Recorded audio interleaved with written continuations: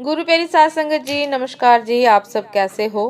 आशा करती हूँ बाबा जी के श्री चरणों में अरदास करती हूँ कि मालिक की कृपा से, निरंकार की दया मेहर से आप सब बहुत खुश होंगे, मौज बहार में होंगे और अवश्य ही भजन सिमरन में होंगे। साध संगत जी, मैं हाजिर हूँ आज आप सभी से एक बहुत ही खूबसूरत साखी साझा करने के लिए। उम्मीद करती हूँ कि ये साखी आप सभी को बहुत पसंद आएगी। तो साथ संगत जी, चलिए आइए समय ना गवाते हुए शुरू करते हैं। साथ संगत जी, प्रकृति ऋषि का रोज का नियम था कि वह नगर से दूर जंगलों में स्थित शिव मंदिर में भगवान शिव की आराधना में लीन रहते थे। कई वर्षों से यह उनका अखंड नियम था। उसी जंगल में एक नास्तिक डाकू अस्थिमाल का भी डेरा था। अस्थिमाल का भय आसपास के क्षेत्र में व्याप्त था। अस्थिमाल बड़ा नास्तिक था। वह मंदिरों में भी चोरी डाका डालने से नहीं चूकता था। साथ संगत जी, एक दिन अस्थिमाल की नजर प्रकृति ऋषि पर पड़ी। उसने सोचा कि यह ऋषि जंगल में छुपे मंदिर में पूजा करता है। हो न हो इसने मंदिर में काफी माल छुपा रखा होगा। आज इसे ही लूटते हैं। अस्थिमाल ने प्रकृति ऋषि से कहा कि जितना भी धन छुपा कर रखा है चुपचाप मेरे हवाले कर दो। ऋषि उसे देखकर तनिक भी विचलित हुए बिना बोले कि कैसा धन? मैं तो यहाँ बिना किसी लोभ लालच के आराधना करने आता हूँ। डाकू को उनकी बातों पर विश्वास नहीं हुआ। उसने क्रोध में ऋषि प्रकृति को जोर से धक्का मारा। ऋषि ठोकर खाकर शिवलिंग के पास जाकर गिरे और उनका सिर फट गया। रक्त की धारा फूट पड़ी। इसी बीच आश्चर्य यह हुआ कि ऋषि प्रकृति के गिरने के फल स्वरूप शिवालय की छत से सोने की कुछ मोहरें अस्थिमाल के सामने गिरी। अस्थिमाल अट्टहास करते हुए बोला कि तू ऋषि होकर झूठ बोलता है। झूठे ब्राह्मण, तू तो कहता था कि यहाँ कोई धन नहीं, फिर ये सोने की मोहरें कहाँ से गिरी? अब अगर तूने मुझे सारे धन का पता नहीं बताया तो मैं यही पटक पटक कर तेरे प्राण ले लूंगा। साथ संगत जी, प्रकृति ऋषि करुणा में भरकर दुखी मन से भोलेनाथ जी से बोले कि हे भोलेनाथ, मैंने पूरा जीवन आपकी पूजा सेवा में समर्पित कर दिया, फिर ये कैसी विपत्ति आन पड़ी?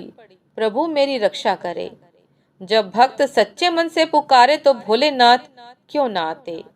महेश्वर तत्क्षण प्रकट हुए और ऋषि को कहा कि इस होनी के पीछे का कारण मैं तुम्हें बताता हूँ। यह डाकू पूर्व जन्म में एक ब्राह्मण ही था। इसने कई कल्पों तक मेरी भक्ति की, परंतु इससे प्रदोष के दिन एक भूल हो गई। यह पूरा दिन निराहार रहकर मेरी भक्ति करता रहा। दोपहर में जब इसे प्यास लगी तो यह जल पीने के लिए पास के ही एक सरोवर तक पहुंचा। संयोग से एक गाय का बछड़ा भी दिन भर का प्यासा वही पानी पीने आया। तब इसने उस बछड़े को छड़ी मारकर भगा दिया और स्वयं जल पिया। इसी कारण इस जन्म में यह डाकू हुआ। तुम पूर्व जन्म में मछुआरे थे। उसी सरोवर से मछलियां पकड़कर उन्हें बेचकर अपना जीवन यापन करते थे। जब तुमने उस छोटे बछड़े को निर्जल परेशान देखा तो अपने पात्र में उसके लिए थोड़ा जल लेकर आए। उस पुण्य के कारण तुम्हें यह कुल प्राप्त हुआ।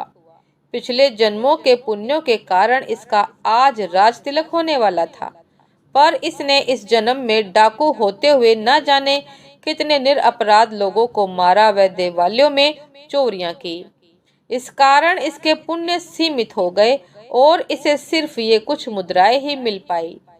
तुमने पिछले जन्म में अनगिनत मत्स्यों का आखेट किया, जिसके कारण आज का दिन तुम्हारी मृत्यु के लिए तय था, पर इस जन्म में तुम्हारे संचित पुण्यों के कारण तुम्हें मृत्यु स्पर्श नहीं कर पाई और सिर्फ यह घाव देकर लौट गई। साथ संगत जी, हमारी दृष्टि सीमित है, परंतु ईश्वर तो लोक परलोक सब देखते हैं, सबका हिसाब रखते हैं। हमारा वर्तमान, भूत और भविष्य सभी को जोड़कर हमें वही प्रदान करते हैं जो हमारे लिए उचित है। इसलिए ईश्वर की कृपा के पात्र बनने के लिए संतों महात्माओं द्वारा समझाए सूरत शब्द के योग मार्ग को अपनाए व भाव भजन सुमरिन करे और अपने भाग्य को नई दिशा दें। साथ संगत जी, ये थी आज की एक बहुत ही खूबसूरत साखी कि कर्म का सिद्धांत है कि जिस प्रकार का हम कर्म करते हैं उसी प्रकार का हमें फल भोगना ही पड़ता है। इसलिए सदैव सोच विचार कर ही प्रत्येक कर्म करना चाहिए। उम्मीद करती हूँ साथ संगत जी के साखी आप सभी को बहुत पसंद आई होगी। यदि पसंद आई हो साथ संगत जी तो लाइक कमेंट शेयर करना ना भूलिएगा। चैनल पर जो भी नए हैं कृपा करके सब्सक्राइब कर लीजिएगा ताकि चैनल पर मिलने वाली सभी शब्द साखियों की अपडेट आप सभी को समय पर मिलती रहे। साथ संगत जी, आप हमें इंस्टाग्राम पर भी फॉलो कर सकते हैं। इंस्टाग्राम का लिंक डिस्क्रिप्शन बॉक्स में दिया गया है।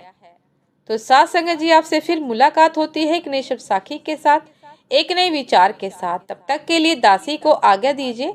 नमस्कार जी। सदा खुश रहिए, मुस्कुराते रहिए, भजन सिमरन करते रहिए। नमस्कार जी।